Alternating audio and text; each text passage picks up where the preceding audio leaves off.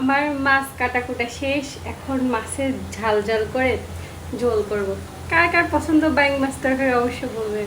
এই যে মাছগুলো পরিষ্কার করে নিলাম একদম ধুয়ে, আর এখানে রান্না বসাই দিছি। এই যে টমেটো কেটে রাখছে, এখন টমেটোটা দিয়ে দিব, আগের থেকে দিয়ে দিই তাহলে গলে যাবে। আমি একটু ঝাল খুব পছন্দ করি। আমি আগে রান্না করতে পারতাম না, পরে যখন বিয়ে হয়েছে তখন জামাই শিখিয়ে দিয়েছে আস্তে আস্তে রান্না পুরো ক্যারেটে আমার জামাই।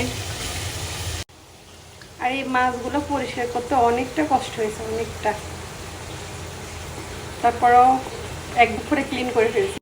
যে রান্নার মশলাটা শুকিয়ে তেলটা একটু করে চলে আসছে, এখন মাছটা দিয়ে দেবো। মাছটা দিয়ে দিচ্ছি।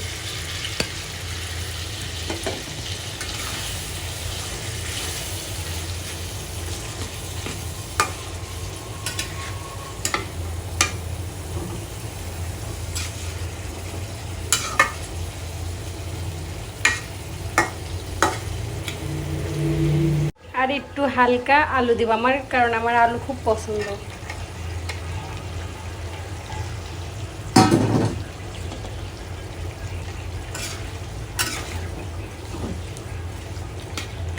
আমি এই মাছের সাথে আলু টমেটো দিয়ে ঝাল ঝাল করে খেতে আমার খুব পছন্দ।